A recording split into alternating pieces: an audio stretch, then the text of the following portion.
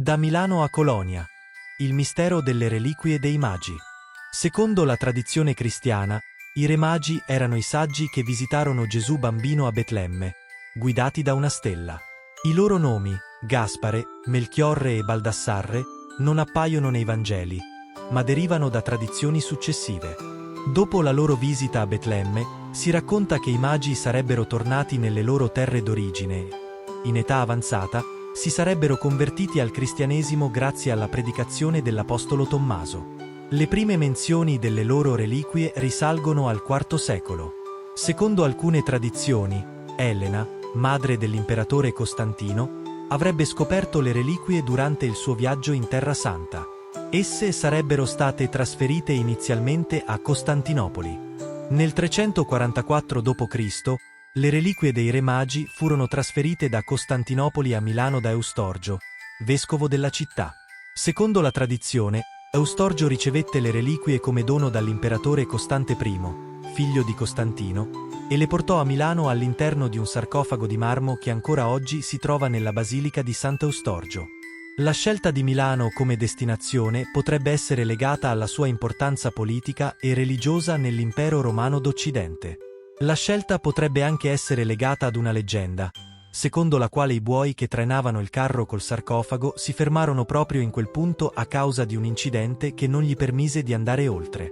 Fu così che la Basilica di Sant'Eustorgio e la Cappella dei Magi divennero, come lo sono tuttora, un importante centro di pellegrinaggio. Nel 1164, l'arcivescovo Rainaldo di Dassel, consigliere dell'imperatore Federico Barbarossa, ricevette l'ordine di trafugare le reliquie durante l'assedio di Milano e, a missione compiuta, di portarle a Colonia, in Germania, che era un importante centro del Sacro Romano Impero. Questo atto, probabilmente motivato da ragioni politiche, segnò l'inizio del legame tra i Re Magi e Colonia. Le reliquie furono accolte con grande solennità e custodite nella cattedrale di Colonia all'interno di uno spettacolare reliquiario, di stile gotico, scolpito su legno dorato e argentato.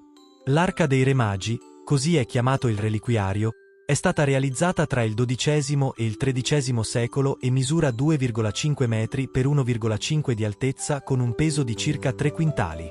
Sulle pareti della teca si possono ammirare scene scolpite della vita di Gesù e dei Magi stessi. Il tutto è decorato con 226 gemme preziose che rendono il manufatto ancora più prezioso. È stato solo nel 1903 che il Cardinal Ferrari, vescovo di Milano, ottenne una parziale restituzione delle reliquie che ora sono conservate in una teca sopra l'altare dei Magi. Ancora oggi, la città di Milano rinnova la sua devozione verso i Re Magi con una tradizione che attraversa i secoli: il suggestivo corteo dell'Epifania. Ogni anno, migliaia di fedeli partecipano a questa rievocazione storica che parte dal maestoso Duomo e si conclude davanti alla Basilica di Sant'Eustorgio. Dal 1336, come testimonia il frate Allegranza, il corteo dei Magi celebra simbolicamente il cammino di questi saggi verso il Creatore, con l'offerta dei doni tramandati dalla storia: oro, incenso e mirra, segni profondi della regalità, divinità e passione di Cristo. Nonostante alcune interruzioni nei periodi più difficili, come la peste del XVII secolo, la processione fu ripristinata dall'allora arcivescovo Giovanni Battista Montini, il futuro Papa Paolo VI, e da allora non è mai più stata interrotta. Anche a Colonia, in Germania, il 6 gennaio è un giorno di grande significato, in quanto si celebra la festa dei tre Re Magi, patroni della città. La giornata è arricchita da suggestive processioni che culminano con solenni celebrazioni liturgiche all'interno della cattedrale. In Germania, il 6 gennaio non si festeggia la Befana, ma i Re Magi.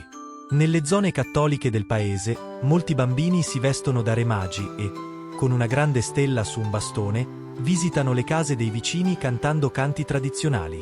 In cambio, ricevono dolci o piccole offerte in denaro.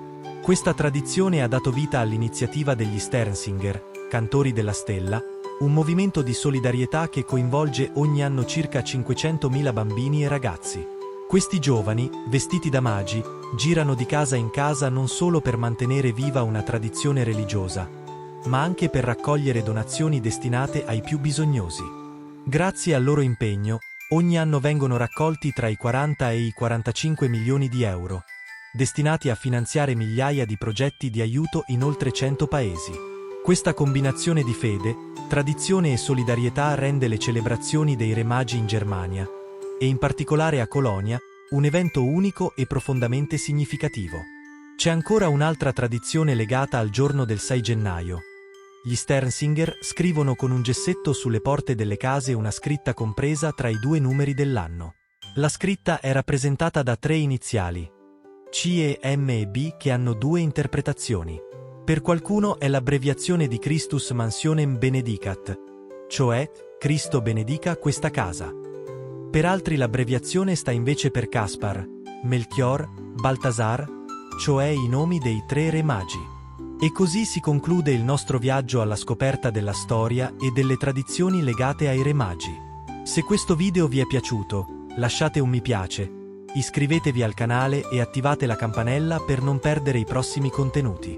Grazie per aver guardato e buona festa dei Re Magi a tutti!